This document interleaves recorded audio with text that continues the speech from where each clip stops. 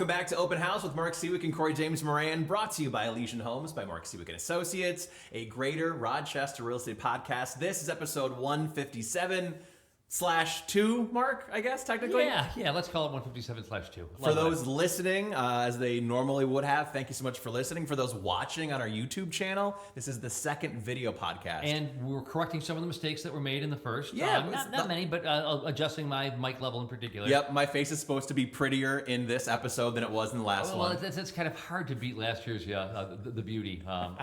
So. But yeah, we got a lot to get to on the episode this week. Of course, we'll talk about all the fallout from the big changes that went into effect on Saturday. Yeah. Spoiler, the sky has not fallen. No. Life has gone on. Yeah. But we'll get to it. We'll talk about the Rochester area zip code.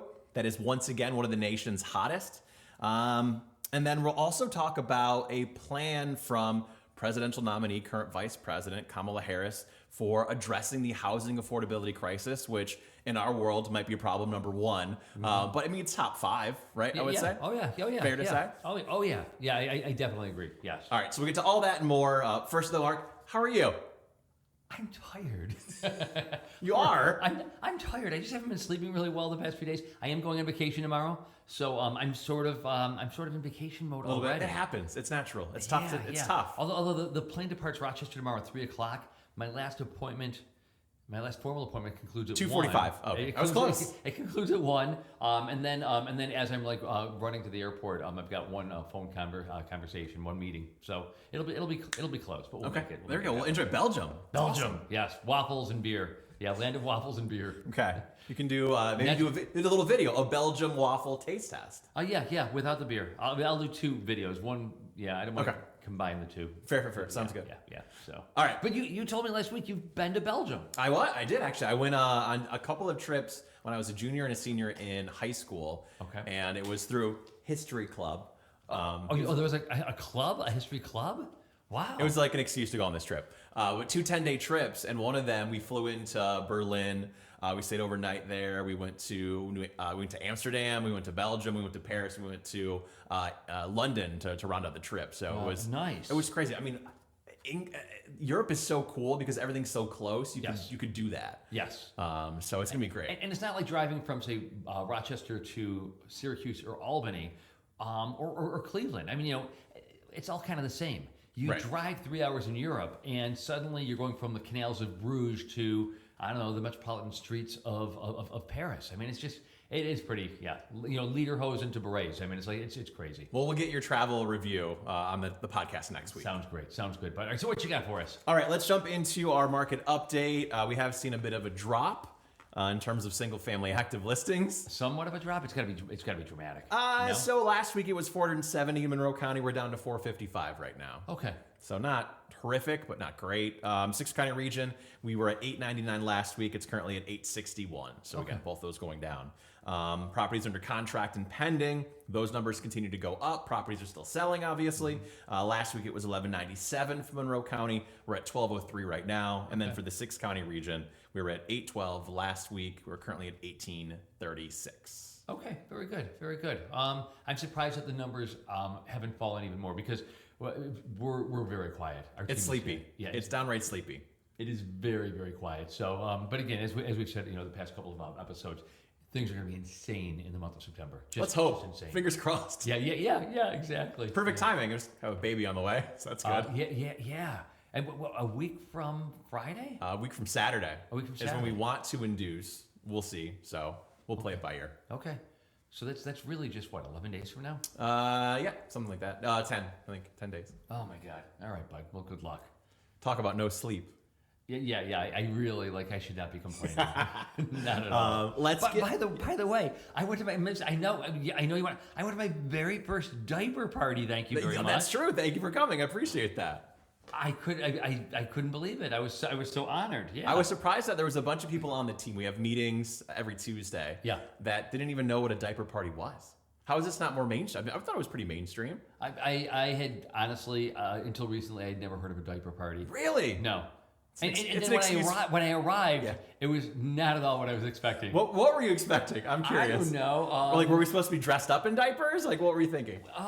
No, I thought it'd be a little more of a cocktail party kind of thing. Yes, no. But instead, it was a bro fest. It's guys' night. It was definitely Listen, like, yeah. Diaper parties are an excuse for your last guy's night. Every guy there, and there were what, 8, 10, 12 of us? Something like that, Every yeah. guy there got a steak that weighed, what, 3.5 pounds? Oh, yeah. Phenomenal. Yeah. So yeah. good. And there was bourbon everywhere. There was at least 27 choices of bourbon.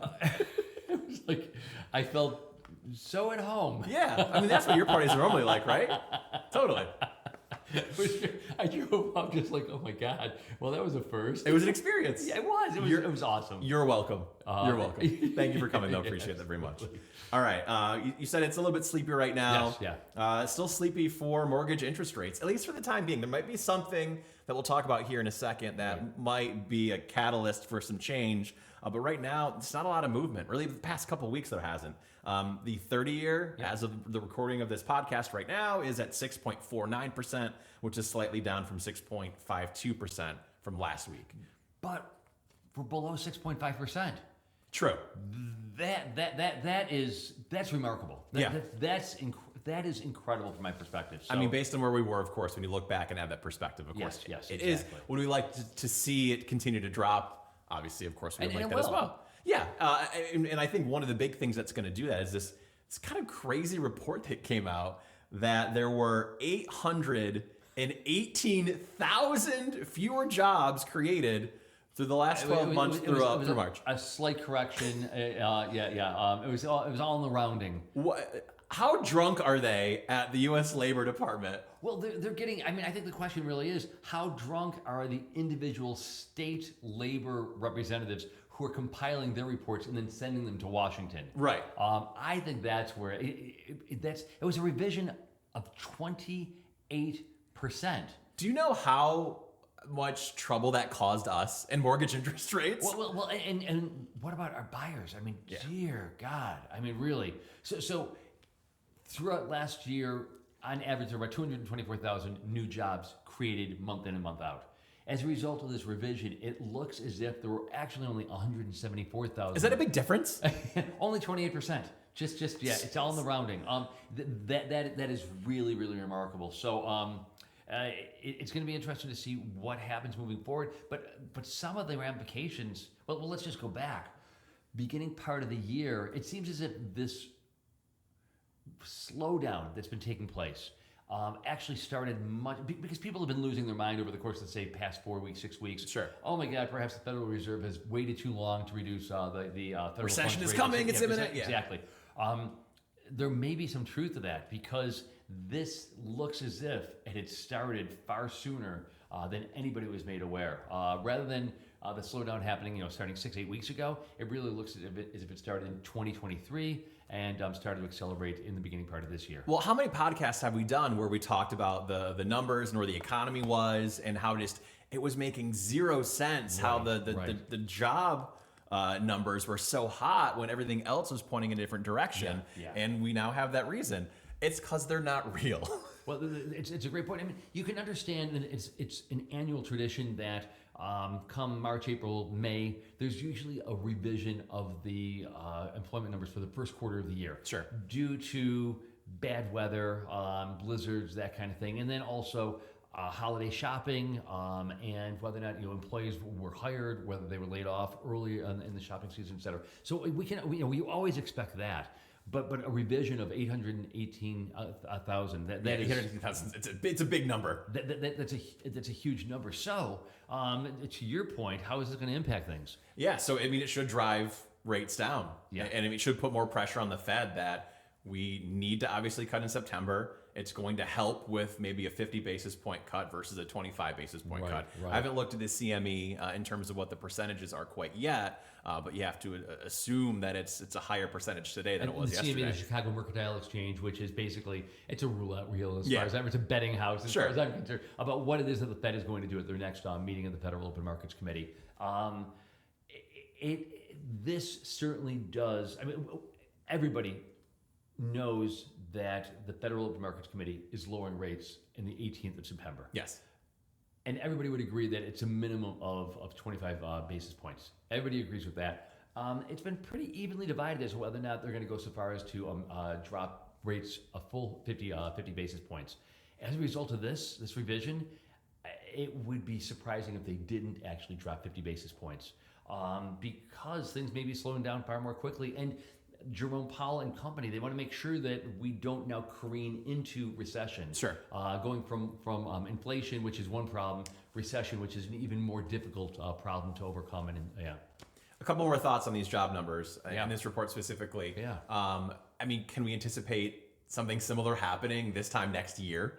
I mean, we don't even know what's going on. The third week of September. Pure speculation, but you'd think. I mean, again, numbers are almost always revised, and they seemingly are almost always revised downward versus upward. Yes. And then the second thing that comes to mind is, I mean, we know how data-driven the Fed is. Are they going to look at these reports differently moving forward, knowing, well, maybe we shouldn't necessarily put as much trust in it as we have been, because they've been big movers in terms of what they want to do and what mortgage interest rates have done. I mean, those hot reports that we talked about for the past 12 months, I mean, those were huge reasons why we saw big jumps. It is obvious that we need a better system. A functioning system? Yeah, a functioning system, one that is based on reality and not some elusive, imaginary set of numbers. What is this, radio station ratings numbers? Like, how do they come? How do they come to this? Like podcast numbers. Yes, it's weighted. Yeah. So, clearly, and over the course of the past year, I mean, something is going on with the economy post-COVID that is causing reporting, that is causing the economic conditions, unemployment numbers, inflation numbers. All of it is being. Everything is playing out differently and more unusually than it has in the past.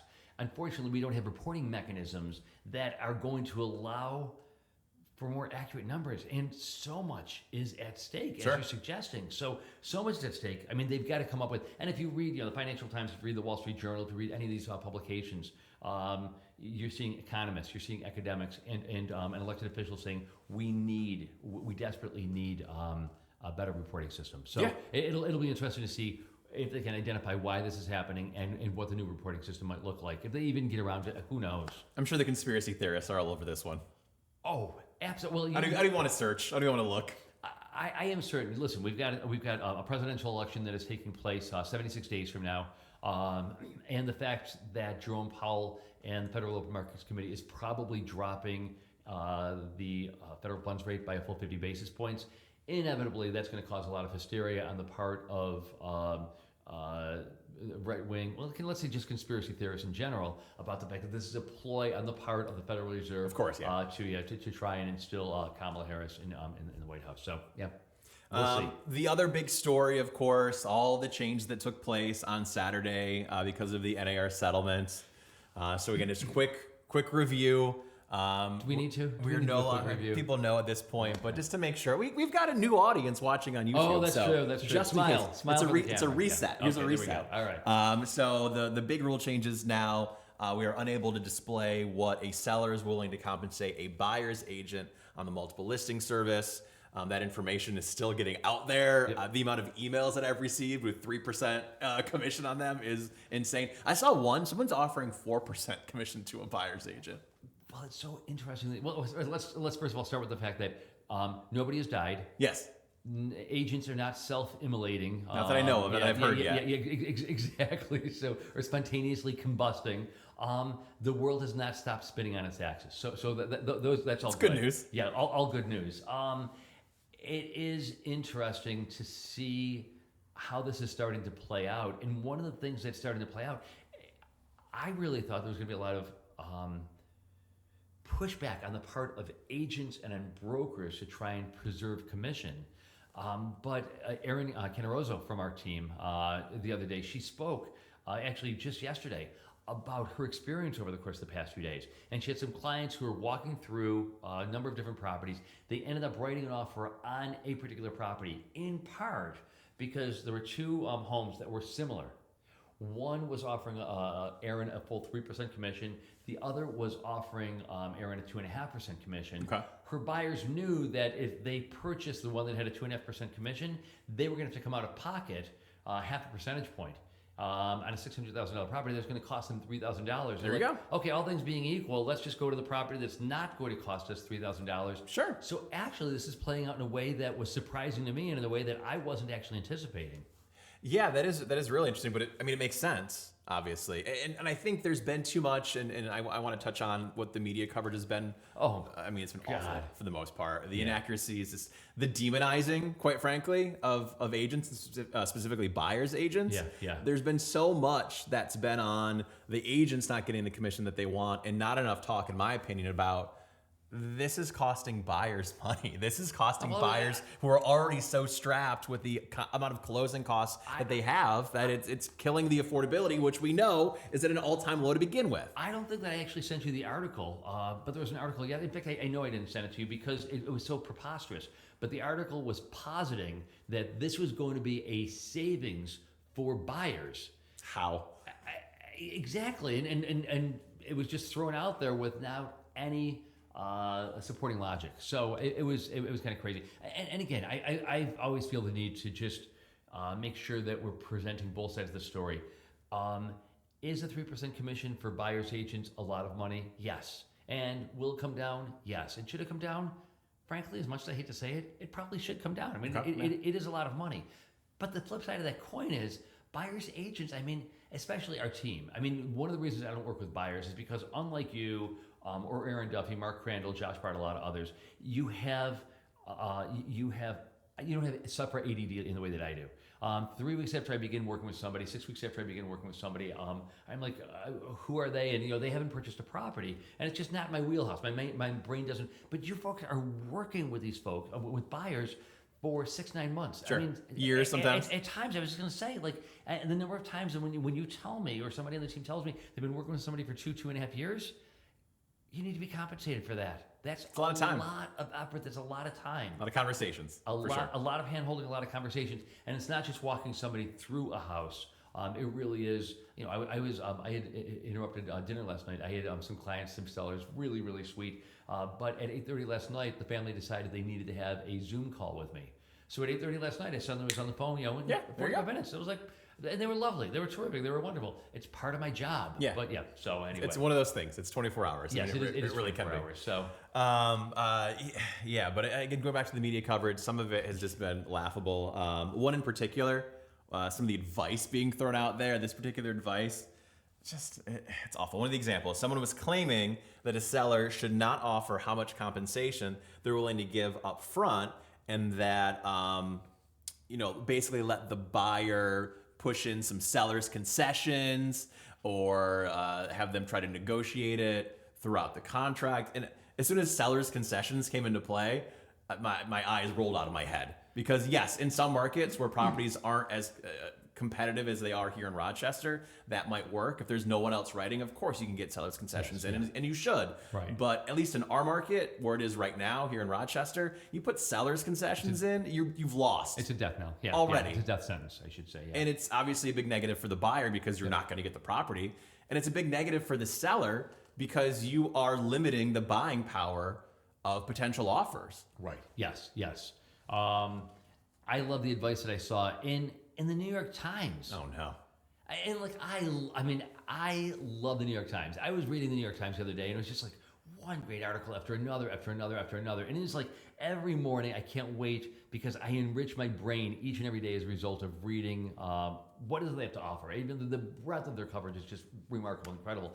But there was an article in which they were talking about agents who are supposedly placing photos of properties online with 3 cookies on a plate to designate that there is a 3% commission, or there is supposedly photos artwork hanging on the wall with the number 3 hanging there as sort of a subliminal message. Do they know that we can just call or text? I'm getting a million emails right now.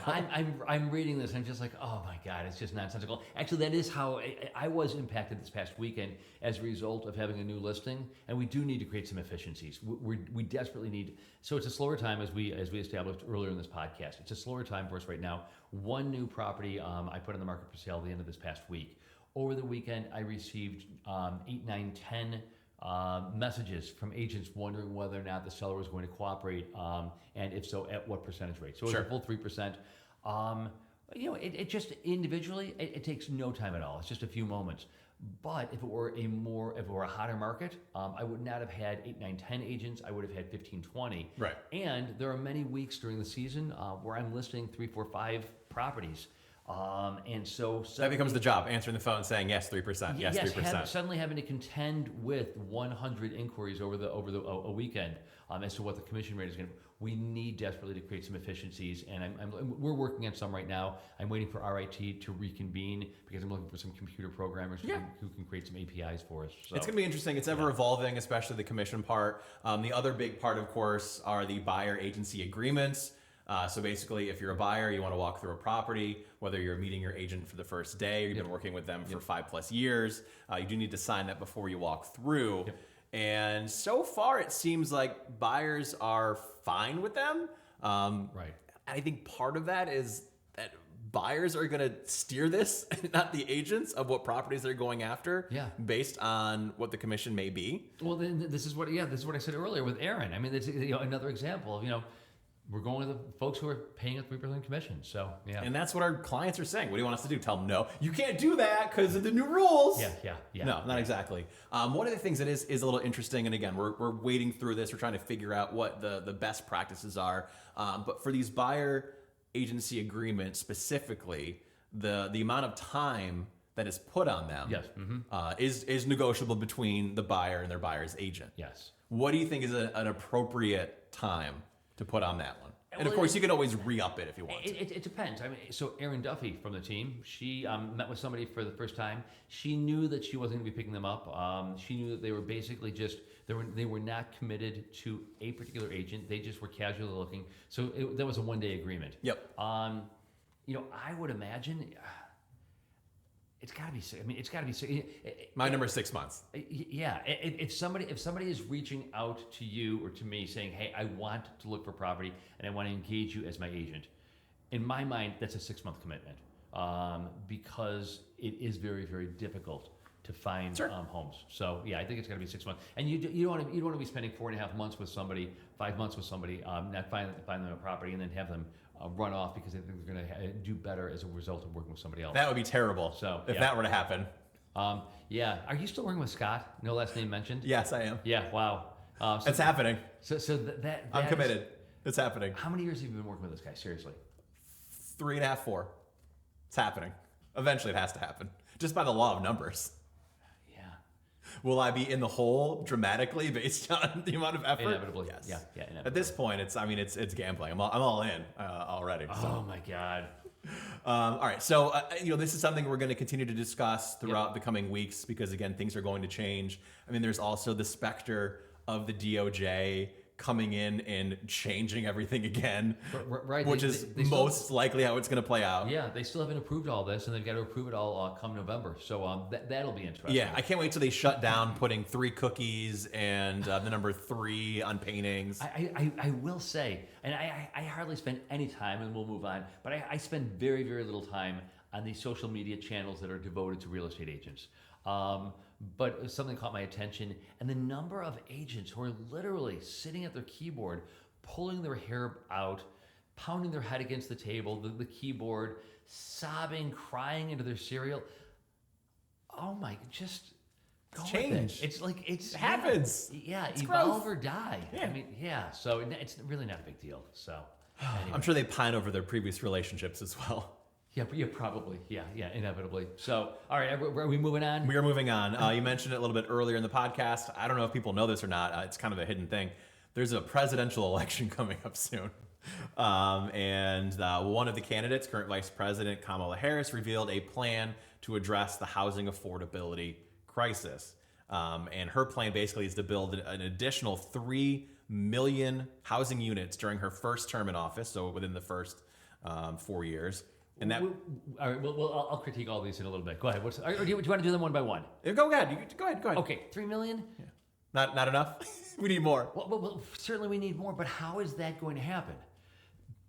Because the amount of time that it takes for builders to commit to doing it, securing the financing, securing the land, getting architects involved, engineers involved, getting municipal improvements, getting bulldozers and shovels to touch earth.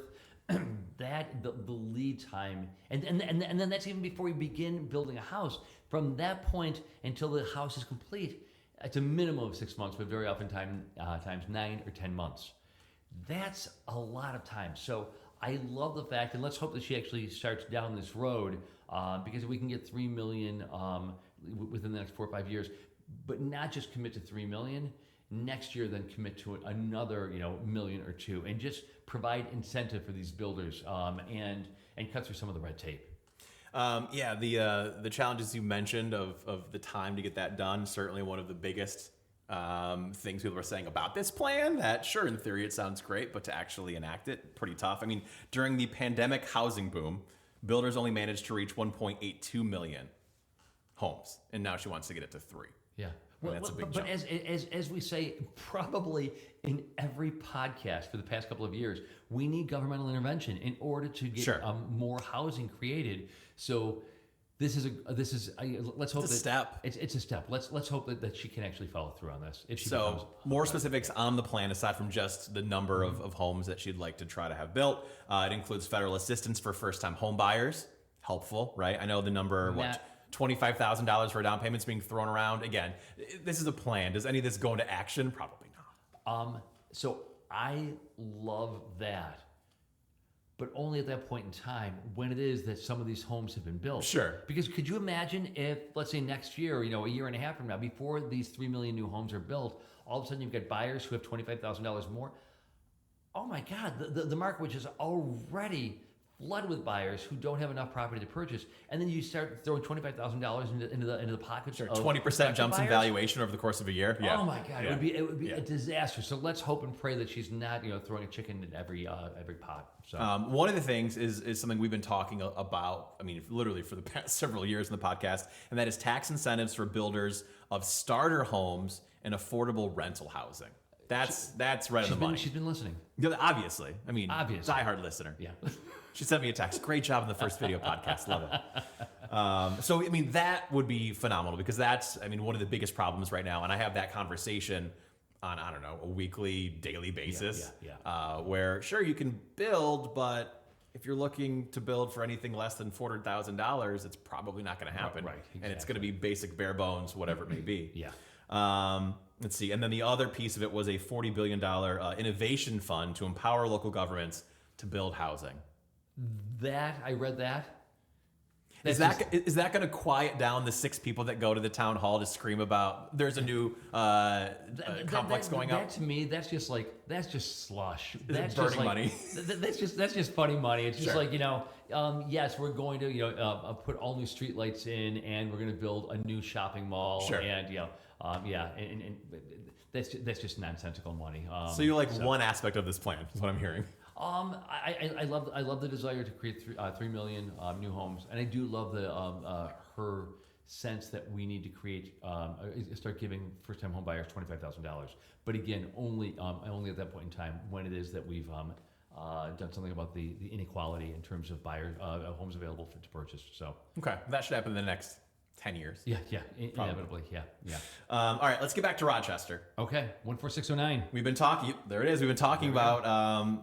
Did I steal your thunder? That's okay. I did. How we've had one of the hottest real estate markets for the past 4 years. That continues, and now a hot zip code 14609 in Rochester, which is like East Irondequoit, North Whitten Village, northeast part of the city. Has been named the 5th hottest real estate market in the U.S. by Realtor.com. Okay. 5th hottest. We did it last week. Alex is sitting over here. Or do we need flames? We need flames. Okay. All right. Yep, he's nodding. Great. He's flames. like confetti, easy flames, 100% in, 100%. So they say that this is driven by the area's popularity, the neighborhood charm. I mean, the houses there are very, very cool. A lot of 1920s, 1930s. They are very sweet. The leaded glass, the hardwoods are always amazing. There was a term when I first started the business back in the 90s that was thrown around a lot, and it's lost currency. But cream puff was the phrase that was used a lot. Those are cream puff little homes. Yeah. Okay. Just nod. Just agree with me. Sure. Thank you. Sounds good.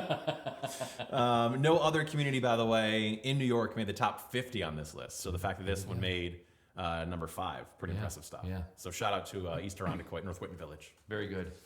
All right, let's see here. We've talked about a lot so far on the podcast. Some of the news not great for buyers, especially when it comes to maybe you need to pay your agent instead of the seller paying it. But here's some good news, potentially. Are we going to a prime season to buy, meaning this fall? I sent this article to you. You did. Thinking that it was going to be a great article, but the article itself had nothing to do with the headline. Do you agree with that? I mean, they talk about the improved conditions, rates are going down, as we know, good news for buyers. It is a little bit sleepier of a time normally, so usually you can pounce, and maybe you're not in quite as much competition as you would be in the spring. So that's all positive stuff. I think we've added more to the conversation. We did better. We did better than honestly, the article. Yeah, we've talked about this more in depth than I think the article provided. But again, I do think that September and October are both going to be great months. Traditionally, a little bit slower. The market does kick in again in September. And in October is just always a nice finish to the year. But I definitely think that this year it's going to be busier and more robust, a lot more robust activity. Yeah, there's a lot of people that are going to try to get ahead of early next year. Again, all of our predictions, all of our prognostication has been that 2025. Yep. Fingers crossed. I'm saying this. I hope I don't ruin it for us. Is this going to explode? I will say I was disappointed to see, and I'm not sure if it's in your list of things to talk about, but up until about a month ago, there were projections that Rochester and the Rochester region was going to be number 2 in the nation in terms of the increase in the value of property. Yes. In the year 2025. I saw a revision to that a day or so ago. Instead of 7.5%, they're predicting only a 2.4% increase. Yeah. I saw the graph. I didn't get the background of why the revision. Unfortunately, there was no background. It was just. Is this from the labor department? These numbers? No, it was from our good friends at Zillow, who are always even better. So accurate, always so accurate. So yeah. Yeah, we'll see. I don't see that based on just how the market's behaving. I'm so glad to hear you say that, because I agree. And I think the 7.5% projection was coming from Redfin, which I actually believe they've got a greater panel of economists on staff. I think their reporting and their projections I think are much more accurate than Amazon. I'm sorry, Amazon than Zillow. That's correct. Yeah. So. I mean, that if that's true, that would be less than we would typically have seen for Rochester pre-pandemic, because usually 3% was kind of the number we'd always see. So Zillow's projections for the entire nation just plummeted. They're just bitter because of all the changes. They're self-immolating. I mean, they've got to create some new business models. That is if I played the stock market, that is a stock that I would want to short. No two ways about it. Well, you saw that Redfin, actually their stock went up quite a bit. Oh, I did not see that. And I'm wondering if it has anything to do with what you're saying, that it's maybe a more reliable source than Zillow's demise is going to help them. Yeah. I do enjoy turning to Redfin and just seeing what it is that they're talking about. They've got some good folks on staff. So. All right, Mark. Anything else before we jump into some celebrity real estate? No, I think we had probably enough time for maybe just one. But you want to just one? Oh well, all right, we want to put Alex to work. You seem very excited. Let's do one. I've got to pick one. All right. We can save the others for next week. Yeah. Who are you gonna have on next week? You. Oh no, I'm not gonna. Oh, we're recording on Friday. Yeah, that's right. It's the week after. Oh, it's the week after. Yes. Then I'm gonna be doing the solo. Jeepers. All right. I had great ones. And this is, by the way, another reason. Come on, you're not gonna believe this. This is another reason. You're not gonna believe this. What? What happened? This is insane. I just got a notification from Google. There's another Google review. You're never gonna guess who got another 5-star review. Zach got another one. Is he paying these people? What is he offering? So we got to talk about this for just a quick second. Before we get to celebrity real estate, shout out to the newest agent on the team, Zach Summers, been killing it. with us for 4 months. Yep. He's sold, I think, 6 houses. Yep. And is he 6 for 6? And he's got 5-star 5. reviews? Out of those 6 houses, he's got 5-star reviews. Now we got to put this in context, because when is it? I think that probably an agent would hope to receive a review 1/3 of the time, maybe 40% of the time. Sure. And and most of the time, we get 5-star reviews for the agents on our team. That's great. I mean, this guy is has more than 9. And first of all, he's new. He shouldn't know what the hell he's doing. Is he writing them? I think he's writing them. And his client should be like, well, he was a nice guy, but he didn't know what the hell he was doing. No, they're paragraphs. They're this long. Exactly, just going on and on. But then again, I mean, so actually, I should take, as I'm recruiting, because I'm starting to recruit for the brokerage. I think what I need to do is just start knocking on the doors of elementary schools and just asking to meet with kindergarten teachers. Yeah. Because he was a kindergarten teacher up until March. He joined us, and man, he's got the special sauce. It makes, think about it. The patience that is required. That's a big part of it. The empathy, the kindness, yes. The emotional meltdowns that can transpire throughout the buying process. Yeah. They can be equated to, my 2-year-old losing his mind because his red truck is gone. Josh, I'm sorry, Zach. It's just insane. Congratulations, Zach, in all seriousness. What are you paying them? Tell us. How much? Yeah. All right, I've got to pick one. All right, I'm going to pick one. We'll go to the last one then, Mark, okay? Okay. Because I was surprised by this one.